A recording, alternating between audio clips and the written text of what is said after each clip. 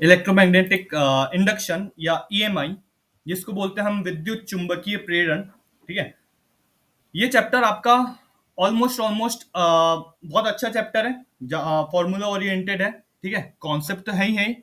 इसमें आपको दो चीज जो पहले बेसिक में आपको बता रहा हूं वो याद रखना। अगर मान लो आपका कोई चार्ज क्यू है, आपका कोई चार्ज क्यू है, वो स्टेशनरी है।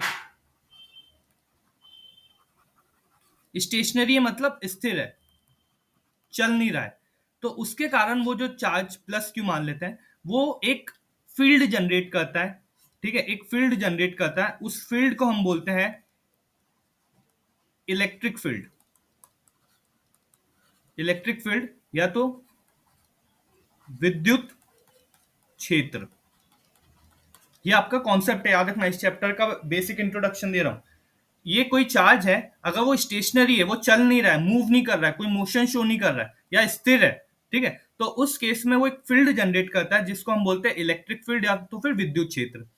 अगर वही चार्ज को मैंने मोशन दे दिया कोई वेलोसिटी v से, मोशन दे दिया, अब उसमें गति आ गई, अब वो स्थिर नहीं है, अब वो मोशन में है, तो सर वो मोशन चार्ज अपनी इलेक्ट्रिक फील्ड तो देते ही रहेगा, पर जैसे ही वो मोशन में आता है, मोशन में आने के कारण वो एक नई नई प्रकार की फील्ड जनरेट करता है जिसको हम बोलते हैं मैग्नेटिक फील्ड।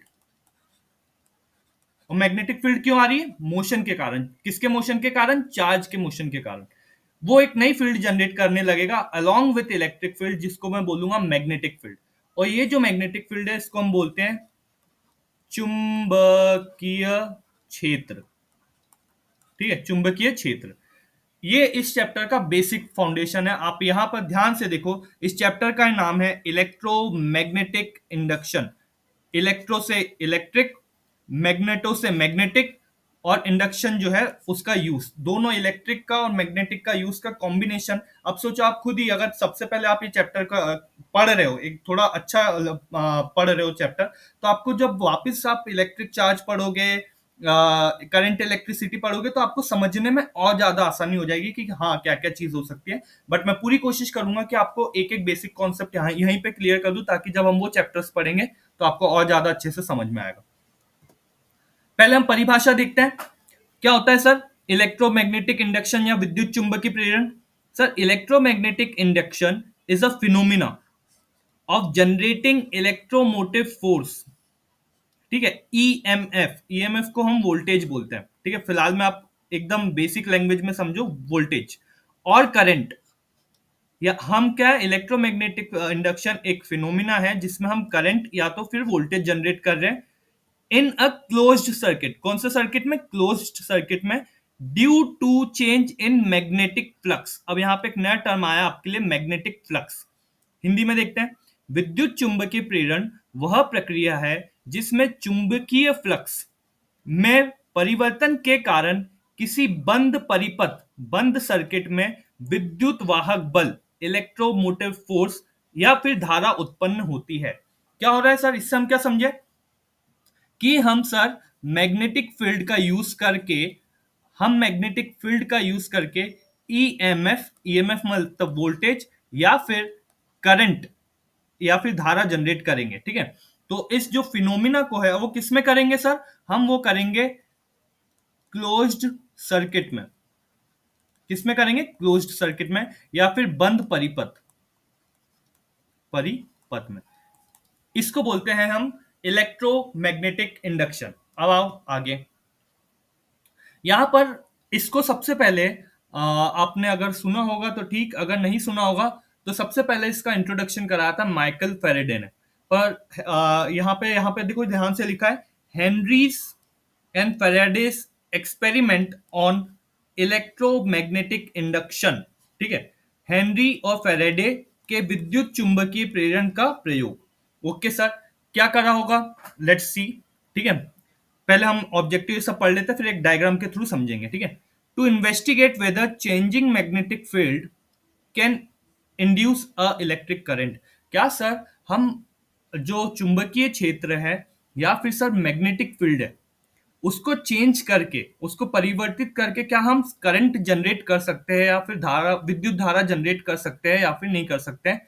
ये चेक करना हमारा ऑब्जेक्टिव था, किसका, हेनरी का। ठीक है, उसने क्या लिया, उसने दो कॉइल ली। कॉइल क्या होती है, ऐसी ऐसी, ऐसी ऐसी। ठीक है, दो कॉइल ली, एक को रख दिया प्राइमरी और एक को रख दिया सेकेंडरी, सेकेंडरी है ना। अभी आपको आगे देखोगे, प्राइमरी वाली को उसने ऐसे रखा, प्राइमरी और सेकेंडरी।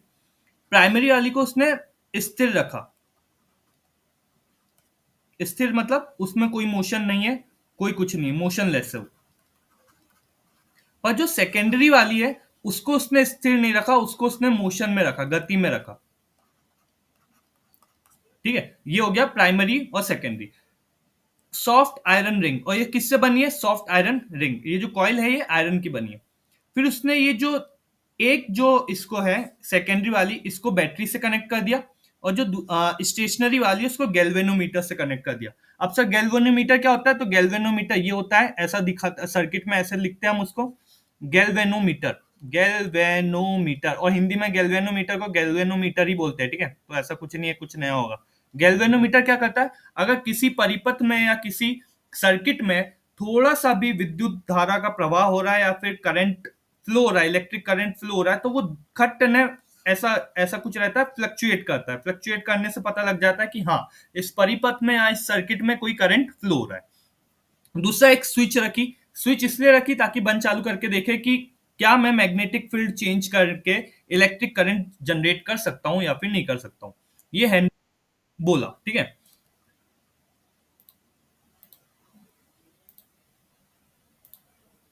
ओके, नेक्स्ट, प्रयोग विधि। एक्सपेरिमेंट में उसने क्या क्या करा, तो उसने जो Faraday red two coils, Faraday ने एक आयरन रिंग के दोनों, यानी इसमें हेनरी और दोनों के एक्सपेरिमेंट में साथ ही में समझा रहा हूँ, ऑलमोस्ट ऑलमोस्ट दोनों ने सेम ही चीज करी थी।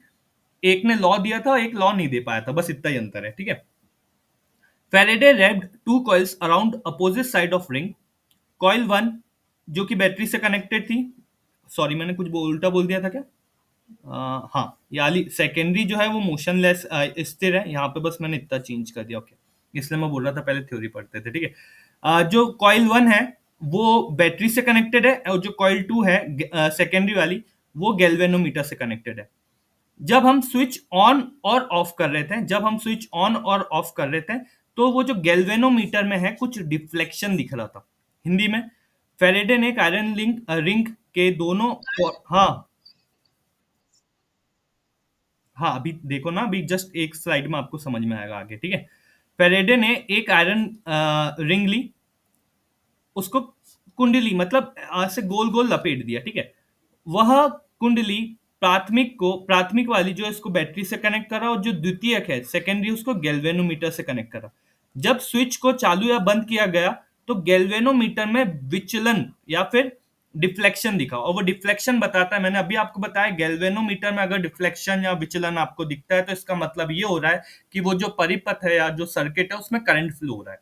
मैं बहुत कोशिश कर रहा हूँ कि आपको ये एकदम बहुत ऐसी लैंग्वेज में समझाऊं कि आपको फिजिक्स एकदम ऐसा लगे कि हाँ यार, मैं हाई क्लासिकल टर्म यूज नहीं करूंगा ताकि आपको फिजिक्स इजी लगे समझने में, स्टोरी जैसे लगे कि हाँ ऐसा कुछ हो रहा होगा। ओके, पहले देखो, मैं ये वाला एक्सपेरिमेंट देखो। ये है बार मैग्नेट, आपने सभी ने देखी होगी आपके स्कूल में। एक चुंबक होती है जिसमें रेड कलर की चुंबक होती है, एक तरफ इधर नॉर्थ पोल रहता है, एक तरफ साउथ, दो ध्रुव रहते हैं उसमें, एक नॉर्थ और एक साउथ। ओके, अब क्या करा उसने, पहले तो उसने जो इसका यूज नहीं करा, ये दोनों एक्सपेरिमेंट का यूज नहीं करा। पहले उसने क्या करा, एक मैग्नेट ली, और ये जो ये हम जो कॉइल की बात कर रहे थे, कॉइल, उसके पहले मैग्नेट को इधर ले गया। ठीक है, फिर मैग्नेट को वापस लाया, फिर मैग्नेट को इधर ले गया, फिर मैग्नेट को वापस लाया। तो उसने देखा कि जब मैं मैग्नेट को कॉइल के पास ले जा रहा हूं तो गैल्वेनोमीटर जो है डिफ्लेक्शन शो कर रहा है। फिर उसने मैग्नेट को पीछे की ओर खींचा, फिर उसने देखा कि गैल्वेनोमीटर ने फिर से डिफ्लेक्शन या विचलन शो करा, पर इस बार उल्टी डायरेक्शन में करा। ठीक है, उससे उससे ये पता लगा कि अगर मैं मैग्नेटिक फील्ड बी या चुंबकीय क्षेत्र बी को अगर मैं इधर उधर चेंज करूं या तो फिर परिवर्तित करूं, तो किसी सर्किट में, किसी बंद सर्किट में, बंद परिपथ में करंट जनरेट हो रहा है। अब सर ये फिनोमिना हम यहाँ पे देखते हैं। ये आपकी होगी कौन सी कॉइल? प्राथमिक कॉइल, प्राइमरी कॉइल। ये हो गई सर हमारी सेकेंडरी कॉइल, द्वितीयक कॉइल। ओके, देखो ये कॉइल है, ये कॉइल है।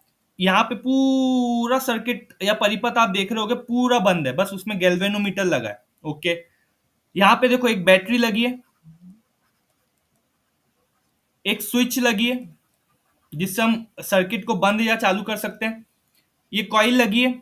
ओके, अब क्या करा उसने कि मैग्नेट से तो हमने ट्राई करके देख लिया, ठीक है, एक चुंबक से हमने ट्राई करके देख लिया। अब उसने बोला कि हम एक सर्किट से ट्राई करके देखते हैं कि सर्किट से पॉसिबल है कि नहीं है।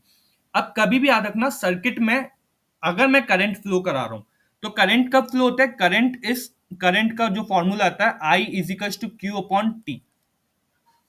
समय के साथ अगर चार्ज मूव करे तो विद्युत धारा बनती है, या करंट, जो इलेक्ट्रिक करंट बनता है। क्या होता है electric current? It is charge per flowing per unit time.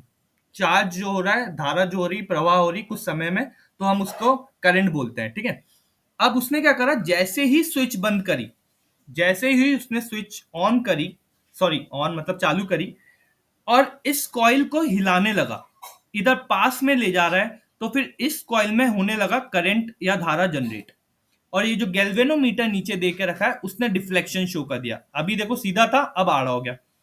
जैसे ही उसने कॉइल को पीछे की तरफ खींचा तो फिर गैल्वेनोमीटर ने साइन चेंज कर लिया उल्टी डायरेक्शन में, पर करंट तब भी आया कॉइल में। अब इस पहले इधर आया फिर उल्टी डायरेक्शन में आ गया।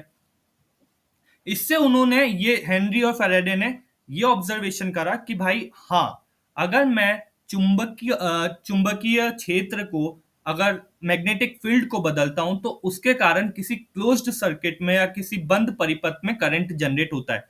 पर जैसे ही दोनों केस में, ऊपर वाले केस में और नीचे वाले केस में, मैंने मोशन रोक दिया, मतलब मैं कुछ नहीं कर रहा हूं, बार मैग्नेट को भी मैंने एकदम सीधी रख दिया और ये जो मेरा दूसरा सर्किट है इसको भी मैंने सीधे रख दिया, तो फिर कोई करंट, गैल्वेनोमीटर फिर से सीधा हो गया, कोई उसमें करंट फ्लो नहीं हो रहा, मतलब पूरे सर्किट में। तो उन्होंने ये ऑब्जर्वेशन निकाला कि अगर मैं किसी करंट या किसी चीज को पास में लाऊं एक क्लोज सर्किट के, तो उसमें मैग्नेटिक फील्ड चेंज होने के कारण करंट जनरेट या फिर ईएमएफ, वोल्टेज आ जाता है, वोल्टेज आ जाता है, ईएमएफ। और इस वोल्टेज को, ये जो वोल्टेज है, इसको उन लोगों ने नाम दिया इलेक्ट्रो मोटिव फोर्स, विद्युत चुंबकीय बल। ठीक है, मोटिव को जब भी अभी चेक कर लेंगे इलेक्ट्रोमोटिव फोर्स को, ठीक है। अब इसमें एक बहुत इंपॉर्टेंट लॉ है, ठीक है। अभी मैंने आपको बताया कि जो, जैसे ही मैं आगे ले जा रहा, अभी मान लो आपका गैल्वेनोमीटर ऐसा सीधा है, ठीक है, जैसे ही मैंने किसी मैग्नेट को इसके पास लाया तो गैल्वेनोमीटर ने डायरेक्शन कुछ ऐसी बताई। जैसे ही मैंने उस चीज को उधर ले गया, गैल्वेनोमीटर से दूर, सर्किट से दूर, तो इसने, गैल्वेनोमीटर ने अपनी डायरेक्शन चेंज कर ली।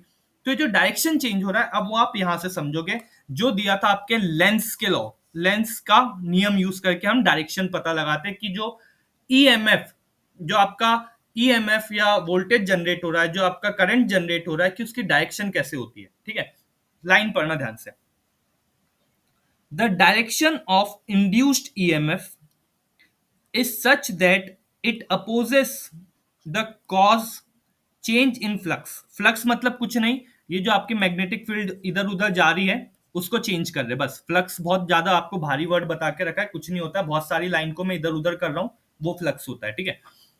प्रोड्यूस्ड इट मतलब क्या हो रहा है कि ये जो अंदर करंट जनरेट हो रहा है कॉइल में, कॉइल में जो भी करंट जनरेट हो रहा है वो जनरेट इसलिए हो रहा है, लेंस लॉ ये बोलता है कि वो करंट इसलिए जनरेट हो रहा है क्योंकि ये जो यहां से मैंने मैग्नेट लाई है, ये जो कॉइल है, ये जो सर्किट है, ये उसको अपोज कर रहा है। अब अपोज करने के लिए मान लो इसकी कुछ अपनी मैग्नेटिक फील्ड होगी, तो सर्किट भी अपनी मैग्नेटिक फील्ड बनाएगा और मैग्नेटिक फील्ड उसको अपोज कर देगी, बस इतना सा नियम है, ठीक है। प्रेरित ईएमएफ की दिशा ऐसी होती है कि वह उस कारण का विरोध करती है जिससे वह उत्पन्न हुई है। और इसको आप कॉमन अंडरस्टैंडिंग के लिए ये बोल सकते हो, न्यूटन का एक नियम होता है, every action has equal and opposite reaction. मतलब मैं इधर एक्शन दे रहा हूं तो इसका एक अपोजिट रिएक्शन इधर से आ रहा है। अब आप ध्यान से देखो एक चीज, जब मैं इसकी मैग्नेटिक फील्ड लाइंस इससे टकरा रही होगी, ठीक है, तो हुआ क्या रहा होगा, इसमें भी करंट जनरेट हो रहा होगा, पर वो करंट उल्टा जनरेट हो रहा है, ये देखो उल्टा जनरेट हो रहा है सर्किट में। पर जैसे ही मैग्नेट को मैंने दूर ले गया तो देखो करंट की डायरेक्शन चेंज हो गई, ठीक है। तो पास में और इधर उधर ले जाने से डायरेक्शन चेंज हो रही है, पर करंट जनरेट हो रहा है या ईएमएफ जनरेट हो रहा है, वो हमारे लिए इंपॉर्टेंट है।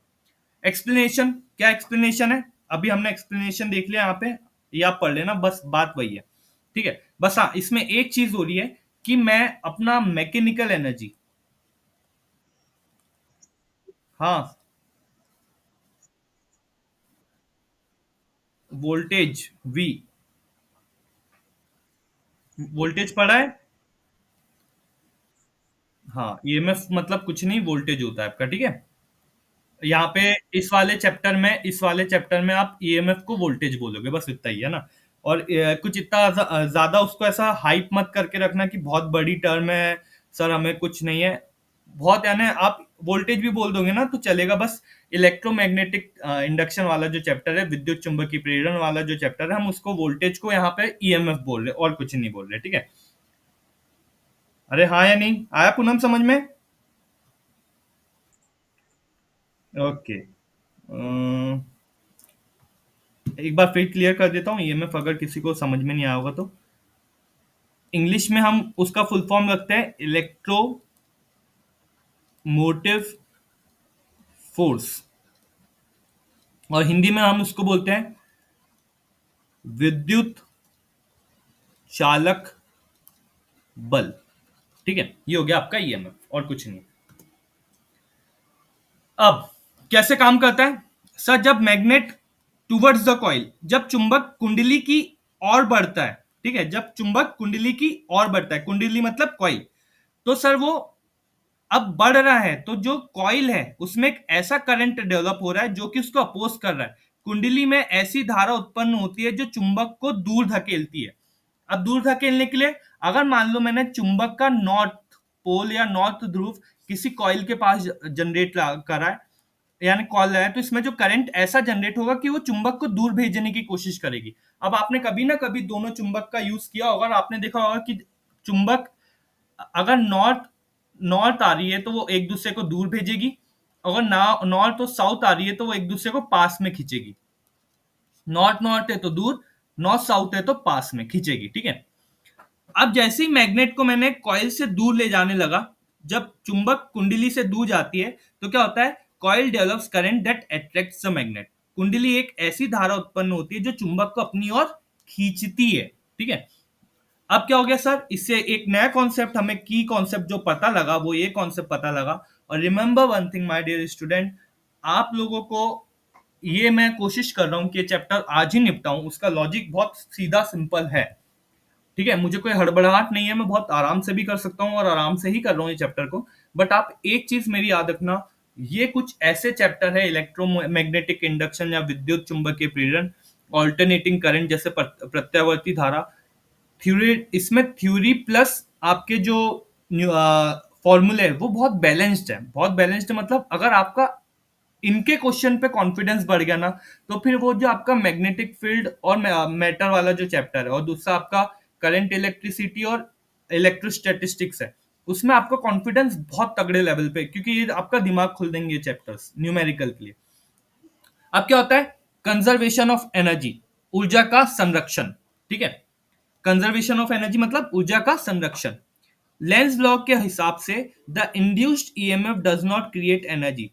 अब देखो क्या हो रहा है कि यहां पर मैंने मैग्नेट को पास में लाया, उसके कारण इसमें सर विद्युत धारा या फिर इलेक्ट्रिक करंट जनरेट हुआ। तो लेंस लॉ के अकॉर्डिंग इसमें जो धारा या फिर करंट जनरेट हो रहा है वो कहीं बाहर से नहीं आ रहा है, वो बाहर से नहीं आ रहा है। यहाँ पे क्या हो रहा है, मैकेनिकल एनर्जी को हिंदी में क्या बोलते हैं, 2 सेकंड में सर्च कर लेता हूँ। मैकेनिकल एनर्जी, यांत्रिक ऊर्जा, यांत्रिक ऊर्जा जो है, जो मैकेनिकल एनर्जी है आपकी, mechanical energy is converted into electrical energy. यहाँ पे यांत्रिक ऊर्जा जो है, ये हम इसको उठा के इधर ला रहे हैं, आप मैकेनिकल फोर्स लगा रहे हो, हाथ से जितनी एनर्जी दे रहे हो, वो जो है वो कन्वर्ट हो रही है किसमें? विद्युत ऊर्जा में। बस इतना ही है लॉजिक। कुल मिला के चैप्टर आपको बस इतना बता रहा है कि मैं यांत्रिक ऊर्जा से विद्युत ऊर्जा बना सकता हूं, बस इतना। मैं अपनी मैग्नेटिक फील्ड या क्या बोलते हैं, चुंबकीय क्षेत्र को चेंज करके विद्युत धारा या इलेक्ट्रिक करंट बना सकता हूं, बस इतना सा सिंपल सी चीज बात बोल रहा है ये चैप्टर, जिसका नाम है इलेक्ट्रोमैग्नेटिक इंडक्शन। अब सर हमने लेंस लॉ देख लिया, ये फॉर्मूला हम अभी आगे देखेंगे। बट हाँ, एक चीज आप यहाँ पे समझ सकते हो कि लेंस लॉ से हम कंजर्वेशन ऑफ एनर्जी या ऊर्जा संरक्षण के सिद्धांत पर आधारित है, पहली चीज ये। टाइप ऑफ लॉ, ये सर डायरेक्शनल लॉ है। डायरेक्शन देखो, आपने हर बार देखा यहाँ पे डायरेक्शन चेंज हो रही है, बढ़ रही है, इधर उधर डायरेक्शन चेंज हो रही है, बस। तो ये दिशा का नियम है, पहली चीज। दूसरी चीज होगी, सॉरी, लेंस लॉ जो है, इंड्यूस्ड करंट अपोज कॉस, प्रेरित धारा अपने कारण का विरोध करती है, बस इतना, और कुछ नहीं है, ठीक है। ऑब्जर्वेशन, अब यहाँ पे ऑब्जर्वेशन किसका ऑब्जर्वेशन? ये ऑब्जर्वेशन हेनरी के नियम का था, जो हमने अभी पढ़ा था, ठीक है। हमने ये पढ़ा कि जो करंट है, और जो करंट सेकेंडरी कॉइल में आया, जिसमें क्या लगा था? जिसमें गैल्वेनोमीटर लगा था, वो किसके कारण आया सर? वो मैग्नेटिक फ्लक्स के कारण आया, जिसको मैं बी से डिनोट कर रहा हूं। और मैग्नेटिक फ्लक्स को एक्चुअली मैं बी से डिनोट नहीं करता हूं, मैं मैग्नेटिक फ्लक्स को फाई से डिनोट करता हूं। फाई याद रखना, फाई वर्ड है इसके लिए। और इतना ही आपके लिए यानी एक इंट्रोडक्टरी पार्ट जो मैं बोलूंगा इलेक्ट्रोमैग्नेटिक इंडक्शन का, ये कि एक कुंडली में परिवर्तित चुंबकीय क्षेत्र किसके कारण? चुंबकीय क्षेत्र बी के कारण कुंडली में ईएमएफ, इलेक्ट्रोमोटिव फोर्स या विद्युत चालक बल प्रेरित करता है या जनरेट होता है, ठीक है। बस इतना सा आपका कॉन्सेप्ट है। अब आता है, हाँ बोलिए। फाई फाई फाई फाई के यहाँ पे वो जो मैग्नेटिक फील्ड चेंज हो रही है ना, अभी आप थोड़े से आगे पढ़ोगे कि मैग्नेटिक फील्ड, ये जो आपकी चुंबकीय क्षेत्र है, और मैग्नेटिक फ्लक्स में क्या अंतर है, फाई में क्या अंतर है, वो आप अभी थोड़ी देर में समझ जाओगे, ठीक है। वेट करो, बस अभी सुनते रहो, आराम से सुनते रहो। ये वीडियो लेक्चर भी आपके काम में आएगा अभी, इसलिए मैंने इसको वीडियो रिकॉर्डिंग पे रखा है। आप सुनते रहो आराम से, धीरे धीरे धीरे धीरे। देखो, मैग्नेटिक फ्लक्स, चुंबकीय फ्लक्स आ गया आपके सामने टॉपिक। एक एक चीज मैंने सेट करके रखी है, और आपके हिसाब से सेट करके रखी है, ताकि आपको कोई टेंशन ना है, ठीक है। नेक्स्ट, सर मैग्नेटिक फ्लक्स क्या होता है या चुंबकीय फ्लक्स क्या होता है? चलो देखते हैं। बहुत ज्यादा भारी वर्ड है, सुनने में लग रहा है, बट बहुत बेकार, और बहुत यानी आपको लगेगा कि सर क्या इतना भारी नाम रखने की क्या जरूरत थी। ये कार्डबोर्ड है, मान के चलो कार्डबोर्ड टाइप की चीज है ना, जिसका एरिया, क्षेत्रफल जो है ए है, ठीक है, जिसका एरिया या फिर क्षेत्रफल ए है। अब मैंने किसी एंगल या किसी कोण थीटा पे, किसी एंगल या किसी कोण थीटा पे इलेक्ट्रिक फील्ड फेंकी, बहुत सारी इलेक्ट्रिक फील्ड की लाइन। ये देखो, इलेक्ट्रिक फील्ड यहाँ पे या चुंबकीय क्षेत्र यहाँ पे बी से डिनोट करा गया। तो मैग्नेटिक फ्लक्स क्या होता है सर? मैग्नेटिक फ्लक्स कुछ नहीं होता है, फाई जो होता है वो बी इंटू ए, जितनी मैग्नेटिक फील्ड या जितनी चुंबकीय रेखाएं, ठीक है, इस एरिया या इस क्षेत्रफल से गुजर रही है, और कितने कोण पे गुजर रही है सर, उसको मैं बोलता हूं मैग्नेटिक फ्लक्स। एक बार फिर से ध्यान से सुनना, एक पर्टिकुलर एरिया से, एक पर्टिकुलर क्षेत्रफल से कितनी मैग्नेटिक फील्ड लाइंस, कितनी चुंबकीय रेखा गुजर रही है, और कितने कोण या कितने एंगल पे गुजर रही है, उस चीज को हम और कुछ नहीं बोलते, उस चीज को हम बोलते हैं मैग्नेटिक फ्लक्स या चुंबकीय फ्लक्स। बी इंटू ए इंटू कॉस थीटा, ठीक है। अब सर इसमें एक चीज बताता हूं, पहले तो आप याद रख लेना कॉस थीटा। कॉस थीटा की वैल्यू हमने साइन थीटा की वैल्यू याद करी थी। कॉस थीटा की वैल्यू एक बार आप को बता देता हूं मैं, तो आपको याद, अगर याद नहीं होगी जिस जिस को, तो वो साइन थीटा की वैल्यू याद रख लो, कॉस की अपने आप बन जाएगी, ठीक है। साइन थीटा क्या होता है? Zero, 0 degree, 30 degree. और आपको जबरदस्ती 6, 7, 8, 9, 10 की मैथ्स याद करने की जरूरत नहीं है, बहुत जितना मैं बता रहा हूं, अगर आपने उतना भी सीख लिया ना, आराम से क्वेश्चंस बनेंगे। 0 डिग्री, 30 डिग्री, 45 डिग्री, 60 डिग्री, और 90 डिग्री। सर क्या होता है साइन थीटा? 0 पे 0, 30 डिग्री पे सर होता है वो 1/2, 40 पे होता है 1/√2, 60 पे होता है √3/2 और 90 पे होता है 1। कॉस थीटा क्या होगा सर फिर? कॉस थीटा आप उल्टा रख दो, ये पूरी वैल्यू को उल्टा रख दो, मात्र इसलिए मैं बोलता हूँ साइन की वैल्यू भाई याद रखना, बाकी आपको अपने आप हो जाएगी। कॉस मतलब सर इसको मैं पूरा उल्टा लिख देता हूँ, तो 1, फिर क्या आएगा √3/2, फिर 1/√2, फिर ये चल जाएगा इधर तो 1/2 और आखिरी में आ गया 0। तो सर फिर टेन थीटा क्या होता है? टेन थीटा कुछ नहीं होता है, अगर मैं साइन थीटा को डिवाइड कर दूं कॉस थीटा से तो एक वैल्यू आएगी जिसको मैं बोलता हूं टेन थीटा, इसको मैं बोलता हूं टेन थीटा। एक बार करके देख ले क्या? 0 divided by 1, 0, 1/2 divided by 1/2 divided by √3 divided by 2, इससे ये कैंसिल तो 1/√3, वहीं के वहीं वैल्यू निकाल लेना, ये तो पूरा कैंसिल हो गया तो 1। 60 क्या होगा सर? √3/2, 1/2, 2 से 2 कैंसिल, √3 वैल्यू आ गई। 1/0 तो ये तो सर इंफिनिटी होता है, तो ये हो गया इंफिनिटी। क्या याद करने की जरूरत है? बस साइन की वैल्यू अगर आपको याद हो गई, साइन थीटा की वैल्यू अगर आपने याद कर ली तो आप कॉस थीटा उसका उल्टा कर दो और फिर साइन अपॉन कॉस थीटा आप भाग दोगे तो आपको सर टेन थीटा की वैल्यू मिल जाएगी। इन केस किसी बच्चे को याद करने में प्रॉब्लम हो रही है तो बस वो साइन थीटा की वैल्यू याद कर लेना, आपको पूरी वैल्यूज याद हो जाएगी, ठीक है। बट मैं कोशिश करना कि अगर आपको याद हुए तो बहुत बेटर बेटर है, आपको कोई टेंशन नहीं आएगी, ठीक है। अब सर ये जो कार्डबोर्ड है जो आपने रखा था, इसको तो सर आपने किसी एंगल या किसी कोण पे रखा था।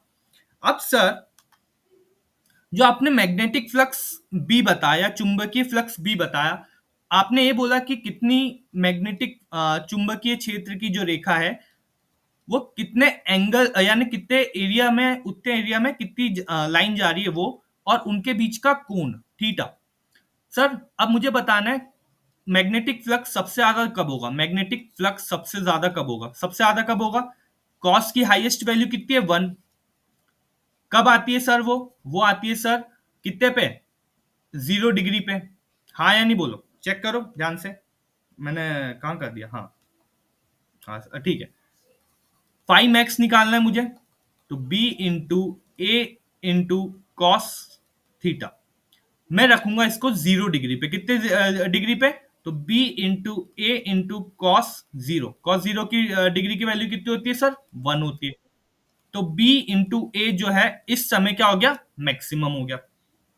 अब मैक्सिमम कैसे हो गया? वो तो अलाइन हो गया ना मैग्नेटिक फील्ड लाइन के। अगर मैंने वो जो डब्बा है यानी जो भी आपका कार्डबोर्ड ऐसे रखा था, अब मैंने उसको ऐसे नीचे लेटा दिया पूरा, अब मैग्नेटिक फील्ड लाइंस पूरी की पूरी, और देखो पूरी जितनी भी लाइन है सब उसके अंदर से ही जाएगी, मैक्सिमम हो गया। दूसरी चीज, अगर मिनिमम फाइंड करना है तो फाइव मिनिमम, हाँ 2 सेकंड, फाइव मिनिमम कब होगा? Of course B into A cos 90 degree. Cos 90 degree की वैल्यू कितनी होती है? 0। ये आ गया। फाइव मिनिमम कब होगा? 0 पे होगा। मैं वाला पार्ट अभी इसलिए फिलहाल मैं रिपीट नहीं कर रहा हूं क्योंकि आपको अगर मैंने वो रिपीट कराना फिर आपके दिमाग में हजारों डाउट्स आ जाएंगे ये एंगल को लेके, ठीक है। तो आप फिलहाल में याद रखो कि cos 0 पे जो आपका मैग्नेटिक फ्लक्स होता है वो मैक्सिमम होता है और cos 90 पे वो 0 होता है, बस इतना याद रखना, ठीक है। ये समझ गया सर। यहाँ पे मैग्नेटिक फ्लक्स चुंबकीय फ्लक्स फाई से डिनोट करते हैं सर, जो मैग्नेटिक फील्ड या फिर चुंबकीय क्षेत्र है सर वो बी से डिनोट करते हैं। जो एरिया वेक्टर, देखो यहाँ पे एक टर्म आया एरिया वेक्टर, सतह का क्षेत्रफल, वो ए से आया। थीटा जो है वो मैग्नेटिक और एरिया वेक्टर या क्षेत्रफल का क्या है? उनके बीच का कोण है। काम खत्म। सर इकाई क्या होती है या फिर एसआई यूनिट क्या होती है? तो सर जो मैग्नेटिक फ्लक्स बी है उसकी एसआई यूनिट होती है वेबर, ठीक है। वेबर, सॉरी, इंग्लिश वालों के लिए वेबर और हिंदी वालों के लिए वेबर, ठीक है। क्या होती है सर? हमने अभी देखा फाई इज इक्वल टू, आपको तो क्वेश्चन में कभी कभार आता हूँ उसकी यूनिट से ही क्वेश्चन आ जाते हैं।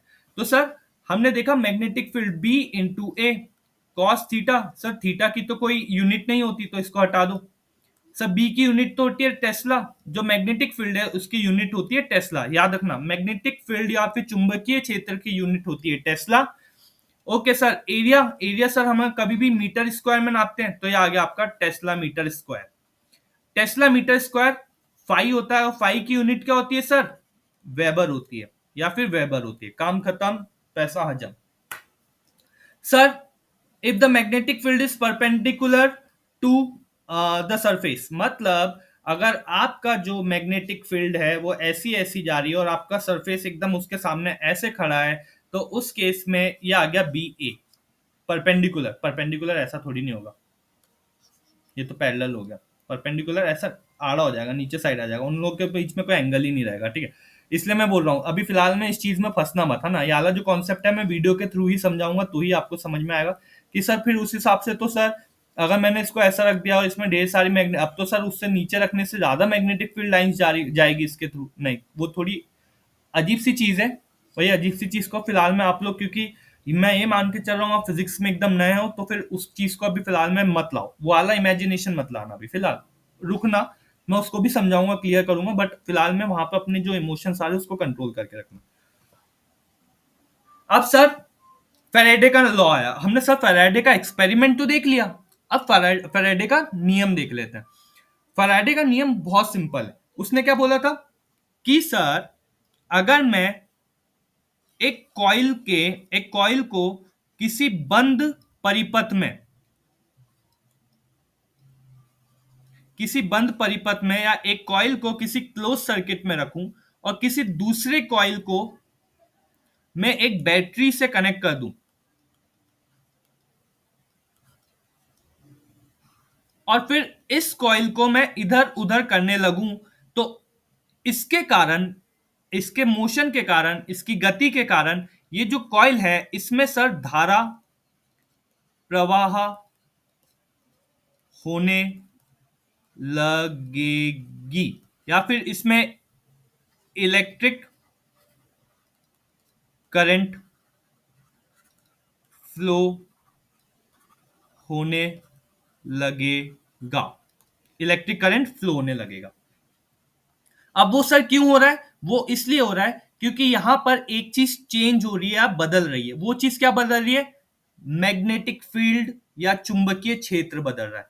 अब चुंबकीय क्षेत्र बदलने के कारण इसमें धारा प्रवाह हो रही है। अब उसके लिए यहां पे हमने एक टर्म लिया है चेंज ऑफ मैग्नेटिक फ्लक्स, क्योंकि ये जो चेंज हो रहा है वो मैग्नेटिक फ्लक्स के कारण हो रहा है। तो यहाँ पे अब मैं मैग्नेटिक फील्ड बार बार यूज ना करके मैं अब यहाँ से इस पूरे चैप्टर में एक नया वर्ड यूज करने वाला हूँ, चुंबकीय फ्लक्स या फिर मैग्नेटिक फ्लक्स, और कुछ नहीं, ठीक है। तो मैग्नेटिक फ्लक्स चेंज हो रहा है किसके साथ? टाइम के साथ। मैं जैसे जैसे इधर ले जा रहा हूँ, इधर टाइम के साथ चेंज करते आ रहा हूँ। उसमें क्या हो रहा है सर? उसमें ईएमएफ जनरेट हो रहा है। ईएमएफ या फिर इलेक्ट्रोमोटिव फोर्स या विद्युत चालक बल किस में जनरेट हो रहा है? इस वाली कॉइल में जनरेट हो रहा है। वो डायरेक्टली प्रोपोर्शनल किसके सर? इसके प्रोपोर्शनल है। ये है आपका लॉ जिसको बोला गया है Faraday's law of electromotive induction, या फिर हिंदी वालों के लिए, ठीक है, फैराडे का विद्युत चुंबकीय प्रेरण के नियम या फिर का नियम, और Faraday's law of electromagnetic induction. दो लॉ है, ध्यान से समझना। पहला लॉ जो है वो दूसरे लॉ को एक्सप्लेन करता है, ध्यान से। whenever magnetic flux linked with a circuit changes, EMF is induced in the coil। जब भी किसी परिपथ से जुड़ा चुंबकीय फ्लक्स बदलता है, उस परिपथ में एक प्रेरित विद्युत वाहक बल, वोल्टेज, आप ईएमएफ को जब भी आपके दिमाग में आए तो ईएमएफ को वोल्टेज बोल देना, आपको याद आ जाएगा। ईएमएफ मतलब वोल्टेज उत्पन्न होता है, ओके। यह मैग्नेट, अब देखो ये जो दूसरा नियम है वो क्या बोल रहा है? The magnitude of the induced EMF. इस वाले में उसने ईएमएफ के बारे में बताया, अब इसमें वो कितनी वैल्यू का आएगा वो बता रहा है। The magnitude of induced EMF is directly proportional to the rate of change of magnetic flux. प्रेरित ईएमएफ की परिमाण चुंबकीय फ्लक्स के परिवर्तन की दर के समानुपाती होता है, समानुपाती होता है, ओके। ये आ गया सर, हमने अभी देखा EMF is directly proportional to d phi by b d t. ये आ गया जो आपका ईएमएफ है। अब ये सर इससे भी मत डरना, ये ऊपर समय के साथ बदल रहा है तो dt नीचे आ गया। dt मतलब यहाँ पे छोटा सा समय चेंज हो रहा है, एकदम माइन्यूट चेंज समय के साथ हो रहा है। D by D T differentiation integration, मत डरना, कभी मत डरना, बहुत फालतू की चीज होती है। बस आपको इतना डरा, वो बायो वालों को स्पेशली इसलिए डर लगता है क्योंकि वो किसी ने उनको इस तरीके से बताया नहीं हुआ, बस चेंज हो रहा है। ये जो डी ऊपर लगा ना और जो डी नीचे लगा है, वो ये बता रहा है कि समय के साथ, समय जैसे जैसे चेंज हो रहा है तो उसके साथ जो आपका फ्लक्स है वो भी चेंज हो रहा है, बस इतना सा है, डी बाई डी टी और कुछ नहीं। Is equals to minus d phi और डी टी।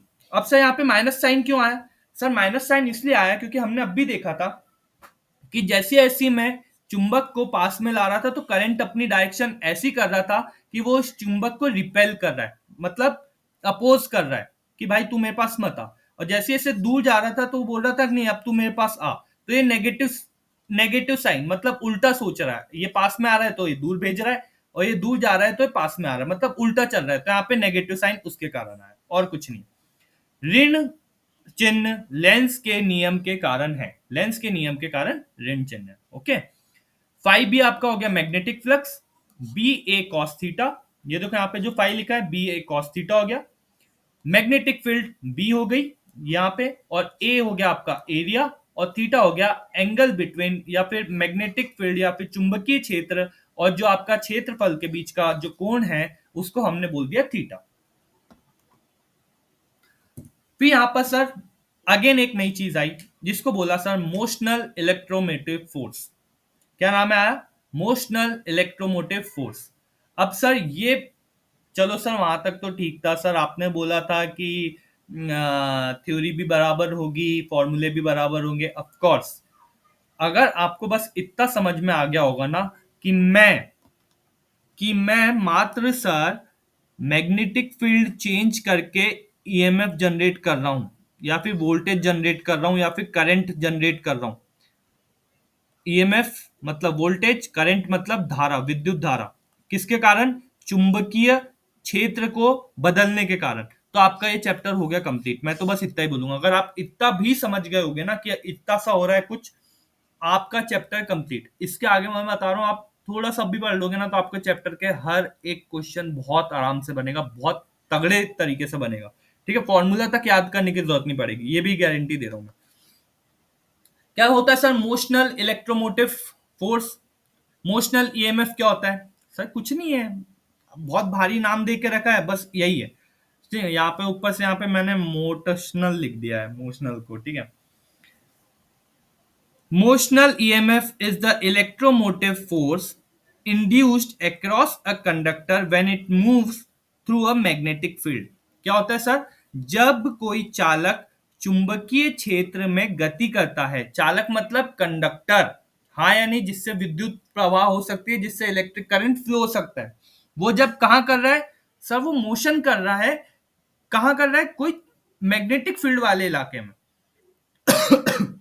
तब उसमें उत्पन्न होने वाला विद्युत वाहक, तब उसमें इंड्यूस्ड होने वाला, उत्पन्न होने वाला विद्युत वाहक बल जो होता है उसी को हम बोलते हैं गतिज प्रेरक बल, या फिर motional electromotive force. Motional electromotive force या गतिज प्रेरक बल क्या होता है सर? इधर से समझो। इसको भी समझाने से पहले मैं आपको थोड़ा सा ये समझा रहा हूं। कभी भी किसी भी एग्जाम में या किसी भी जगह आपको ऐसे x x x x x ऐसे ढेर सारे बने दिखे हैं, ठीक है, तो समझना कि ये जो है ये एक्स एक्स और कुछ नहीं है, ये एक्स एक्स सब ये अपनी मैग्नेटिक फील्ड है या फिर चुंबकीय क्षेत्र है। अगर ऐसे डॉट डॉट डॉट डॉट बने दिखे,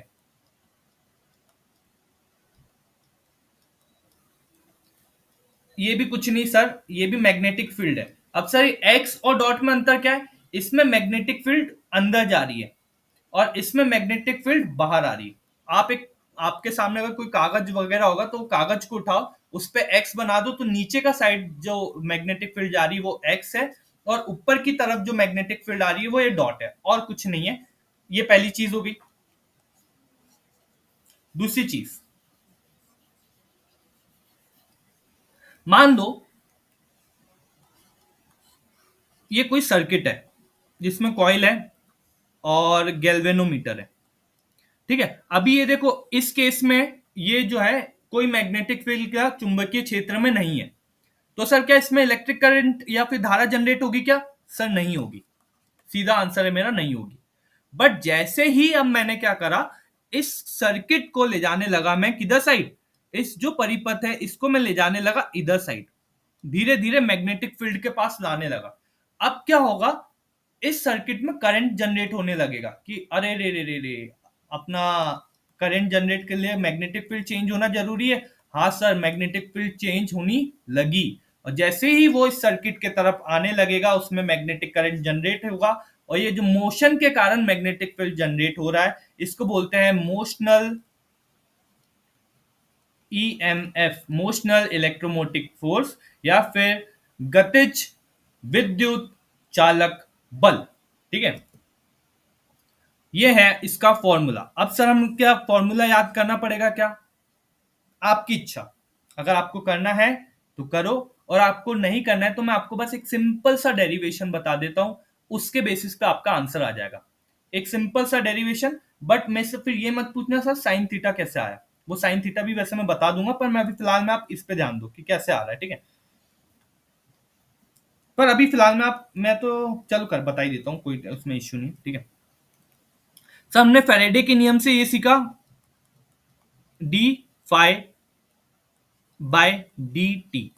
सर यहां पर minus d by d t, sir हमने जो फाई मैग्नेटिक फ्लक्स है या चुंबकीय फ्लक्स है उसके लिए ये सीखा था, बी इंटू ए इंटू कॉस थीटा। और जब भी आपको मैग्नेटिक फ्लक्स याद रखना है तो वो जो मैंने डायग्राम दे के रखा है वो डायग्राम आपके दिमाग में खटने आ जाना चाहिए, तो आपको ये चीज आ जाएगी। अब सर नेक्स्ट बताओ, यहां पे रख देता हूं मैं B into A cos theta. Okay sir, sir मेरी मैग्नेटिक फील्ड तो कांस्टेंट है, चेंज हो रही थी क्या? मैंने मोशन कराया वो बात अलग है, पर मैंने मेरी मैग्नेटिक फील्ड को सेम ही करा। अब यहाँ पे सर मैग्नेटिक फील्ड कांस्टेंट है तो वो तो सर आ गई बाहर। Okay sir, d by d t, यहाँ पे आ जाएगा ए कॉस थीटा, और ये जो आपका मैग्नेटिक फील्ड है वो आ गई बी बाहर। अब सर यहाँ पर जो ये ए है, ठीक है, उसको भी मैं अभी फिलहाल के कंडीशन में ला ले रहा हूं बाहर, minus d by d t cos theta.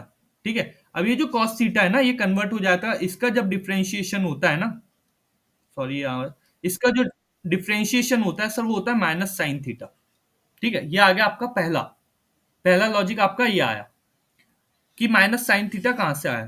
फिर दूसरी चीज, माइनस, अगर मैं साइन थीटा मेरा आ गया तो यहाँ पे साइन थीटा लिख देता हूं। ओके, अब सर आप ध्यान से देखोगे कि वो जो हमारी जो कॉइल थी उसकी कुछ ना कुछ तो लेंथ होगी और कुछ ना कुछ तो ब्रेथ होगी। तो जो लेंथ है एक बाहर आ जाएगी और दूसरी लेंथ का फिर डिफरेंशिएशन होगा, तो D x by D T अगर आपने पता होगा उसको हम बोलते हैं वेलोसिटी।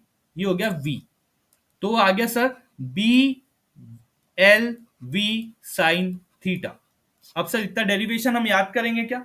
अगर आपको याद करना है तो करो, नहीं तो मत करो, डायरेक्ट फॉर्मूला याद करना भी हमारे पास ऑप्शन है फिलहाल के केस में। पर एक बार सर हम समझ जाए कि फॉर्मूला आ कैसे रहा है तो वो तो बहुत मस्त चीज हो जाएगी। किसी ने, कोई आया था क्या अभी फिलहाल में? सबको आवाज क्लियर आ रही है ना? हिमांशी आवाज क्लियर आ रही है बेटा? Very good. शिवानी आवाज आ रही है? Very good. Okay great.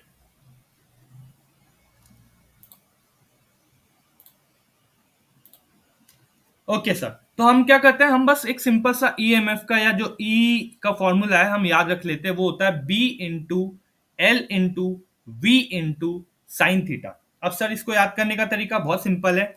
ये मान लो मेरा एक क्या नाम से कंडक्टर है, क्लोज सर्किट, इसमें जो पी क्यू वाली रॉड है, अगर मैं इसको हिलाऊं इधर उधर, इधर हिलाऊं इधर हिलाऊं, मैग्नेटिक फील्ड में ही हिलाऊं, तो सर ये जो कंडक्टर है उसकी कुछ ये जो डिस्टेंस है वो एक्स से मूव करेगा, हाँ या नहीं?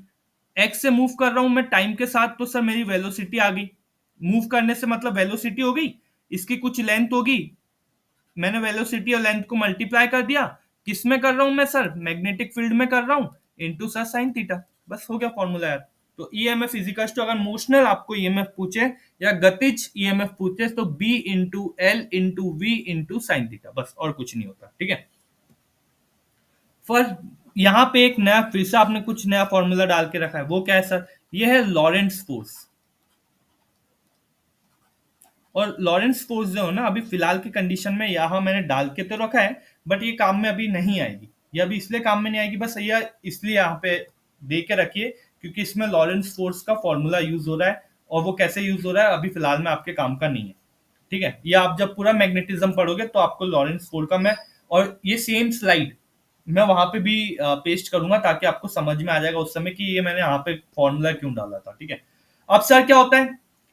ई तो सर आपका मोशनल ईएमएफ हो गया, बी तो सर आपका चुंबकीय क्षेत्र हो गया, एल तो आपकी लेंथ ऑफ कंडक्टर। क्या है लेंथ ऑफ कंडक्टर? ये जो ये है ये वाली लाइन, एल। एल तो सर वो हो गया, कहां गया? Okay sir. वी क्या हो गई? जिस वेलोसिटी से या जिस वेग से मैं इसको आजू बाजू घुमा रहा हूं, वो सर वेलोसिटी हो गया। और सर थीटा क्या हो गया? थीटा, अब पहले वाले केस में हमने देखा था, जो थीटा था वो किसके बीच का एंगल था? वो था सर बी और ए के बीच का एंगल। यहां पे वो चेंज हो गया किसके बीच में? बी और वी के बीच का एंगल, मतलब वेलोसिटी और मैग्नेटिक फील्ड का एंगल। ये हो गया। अब थीटा साइन थीटा में कन्वर्ट हो गया, तो सर अब उससे तो आप बेफिक्र रहो, हम जब क्वेश्चन आएगा ऐसा कुछ तो हम उसको देख लेंगे, ठीक है। ये हो गया आपका डायरेक्शन ऑफ इंड्यूस्ड ईएमएफ। जो इंड्यूस्ड ईएमएफ है उसके लिए यहां पर राइट हैंड रूल या फिर फ्लेमिंग्स राइट हैंड रूल आता है।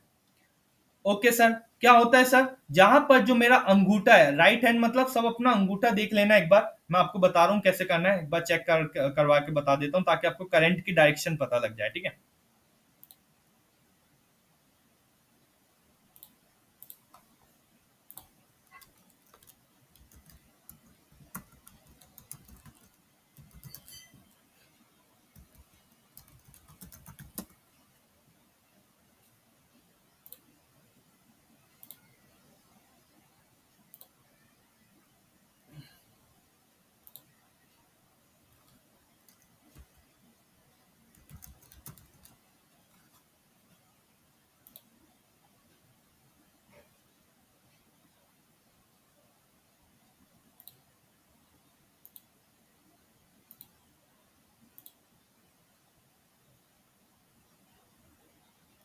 Animation animation animation.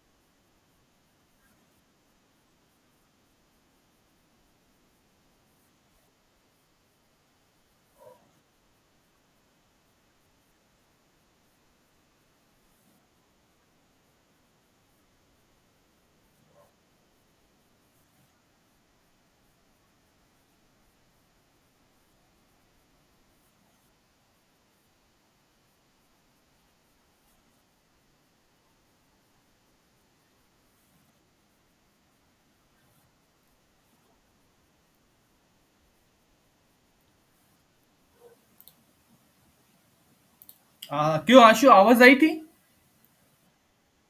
अरे मुझे लगा आवाज आ रही होगी, मैंने साउंड ही चालू नहीं करा, बाद में पता लगा मुझे आवाज नहीं। ओके चलो, नो नीड टू वरी। ये जो है, यह जो रूल है, तीन रूल होते हैं। एक लेफ्ट हैंड रूल होता है, एक राइट हैंड रूल होता है, और एक थंब रूल होता है। ये मैं कल आपको क्लास में एक्सप्लेन करूंगा, ठीक है, ताकि आपको हमेशा के लिए याद आ जाए। और मैं दोनों क्लास में एक्सप्लेन करूंगा, क्योंकि दोनों क्लास में बच्चे अलग अलग है। तो मैं दोनों क्लास में एक्सप्लेन कर दूंगा, ताकि आपको हमेशा के लिए याद हो जाए कि रूल काम कैसे करता है और इस सर्किट पे कैसे काम करेगा, वो भी आपको कल क्लियर हो जाएगा, ठीक है। उससे उससे उतना कोई इश्यू नहीं है, बट मैं आपको फिर भी बता दूंगा। अब इस टॉपिक, इस पूरे चैप्टर का एकदम आखिरी टॉपिक आता है, जिसको मैं बोलता हूं एसी जनरेटर। एसी जनरेटर मतलब प्रत्यावर्ती धारा जंत्रित धारा, धारा दो बार लिख दी, ओके। ऑल्टरनेटर भी बोलते हैं उसको, एसी जनरेटर। अपने घर में जो करंट फ्लो हो रहा है वो एसी करंट है। आपके चार्जर में जो करंट फ्लो हो रहा है वो डीसी करंट है, ठीक है। तो डायरेक्ट करंट और ऑल्टरनेटिव करंट, ये आपका एक चैप्टर ही अलग से, हम उसको पढ़ेंगे। फिलहाल में बस हम इसकी डेफिनेशन क्या है एसी जनरेटर की वो देख लेते हैं, और इसके काम कैसे करता है वो देखते हैं, और चैप्टर को ले जाते हैं खत्म होने की तरफ, ठीक है। और फिर देखते हैं इसके बेसिस पे हम कितने क्वेश्चन अटेम्प्ट कर पाते हैं, ठीक है। परिभाषा: N AC generator is a device that converts mechanical energy into electrical energy.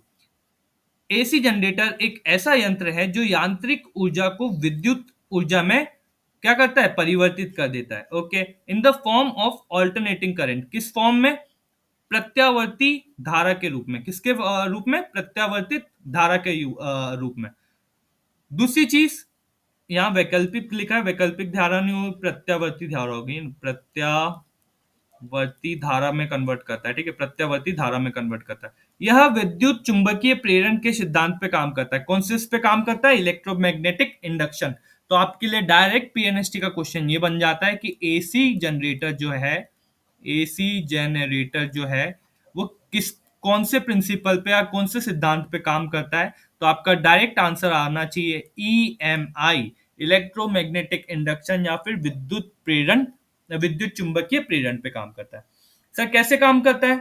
Sir, when a coil rotates, जब एक कॉइल रोटेट होती है, तो आपको जब पता है कॉइल रोटेट होगी, ओके सर, किसी मैग्नेटिक फील्ड या फिर कुंडली चुंबकीय क्षेत्र में घूमती है, या कॉइल किसी मैग्नेटिक फील्ड में घूमती है, तो इलेक्ट्रिक फ्लक्स उससे जो लिंक्ड है, जो कि समय के साथ चेंज होता है, d phi by d t, उससे सर क्या होता है, ईएमएफ जनरेट होगा। और ये जो ईएमएफ जनरेट होगा ये किसके अगेंस्ट काम करेगा? लेंज लॉ के अगेंस्ट काम करेगा। और ये जो लेंज लॉ के अगेंस्ट करंट जनरेट होता है, उसी को हम बोलते हैं ऑल्टरनेटिव करंट। ज्यादा दिमाग पे लेने का नहीं, जितना आपके काम की चीज है वही बता रहा हूँ, ठीक है।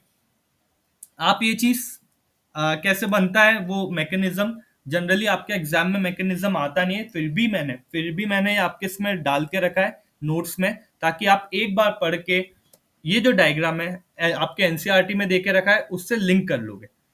एक बार ये पढ़ोगे और फिर एक बार इससे लिंक करोगे, ठीक है। और उसके बाद जो काम की चीज है वो यहां पर आती है, ठीक है। E t is equal to e naught sine omega t. अब सर, ये सर आप इतना अभी सर चार पांच फॉर्मूले बता दिए आपने, फिर आप नया फॉर्मूला बता रहे हो, ठीक है। अब मैं बता रहा हूं इसका काम क्या है, ठीक है। ई तो हो गया सर आपका, मैं यहाँ पे लिख देता हूं, e t is equal to e naught sine omega t. जो आपका एसी करंट है वो कैसे फ्लो होता है याद रखना। पहली आधी साइकिल जो चलती है उसकी ऐसी चलती है ऊपर की तरफ, फिर वो वापस की और घूमने लगता है, फिर ऊपर जाएगा, फिर ऐसे जाएगा, फिर ऐसे आएगा। बल्कि जो आपका डायरेक्ट करंट है ना वो ऐसी ऐसी चलता है, ठीक है। डायरेक्ट करंट सीधा सीधा चलता है और एसी करंट ऐसा चलता है, उसके पास खुद की फ्रीक्वेंसी होती है, ठीक है। एक फ्रीक्वेंसी पे चलता है, देखो वेवलेंथ बन रही है, पहली वेवलेंथ ऊपर पॉजिटिव, फिर नेगेटिव, फिर पॉजिटिव, फिर नेगेटिव। ये है एसी करंट का चलने का तरीका। दूसरी चीज यहाँ पे सर ई नॉट तो सर ईएमएफ हमको पता है वो होता है B into A, okay sir. Sine omega T क्या है सर? साइन ओमेगा टी जो है यहाँ पे, ओमेगा जो है वो आपकी एंगुलर वेलोसिटी है, एंगुलर मतलब गोल गोल घूमने वाला वेग है, हाँ। और टी तो सर टाइम है, बस इतना ही है। फॉर्मूला सर हम याद करके आंसर ला सकते हैं क्या? आराम से ला सकते हो, कोई टेंशन नहीं, आपका डायरेक्ट फॉर्मूला से क्वेश्चन बन जाएगा, याद रखना। ये फॉर्मूला याद रखना, प्रत्यावर्ती धारा का करंट है ना, फॉर्मूला है। बस ये आप याद रखना और इसके बेसिस पे भी आपके क्वेश्चन बन जाएंगे, ठीक है। अब नेक्स्ट आता है सर एसी जनरेशन। अब भी मैंने बोला था the direction of current changes every half rotation. कुंडली के हर आधे घूर्णन में धारा की दिशा बदलती है। अब भी चेक करा था, धारा ऐसे ऐसे चल रही है हर आदेश में। ये जो कॉइल है आपकी, ये जो बीच में कॉइल है ना, पहले वाला जो टाइम है उसमें इधर घूमेगी, फिर दूसरे आदेश में इधर घूमेगी, फिर इधर घूमेगी, फिर उधर घूमेगी। ऐसे करके आपका ऑल्टरनेटिंग मतलब पोजीशन ऑल्टरनेट करते रहती है, ठीक है। ऑल्टरनेट ही के इसका कारण इसका नाम ऑल्टरनेटिंग या फिर प्रत्यावर्ती धारा नाम रखा गया है, ठीक है। कहाँ कहाँ यूज होता है सर इसका?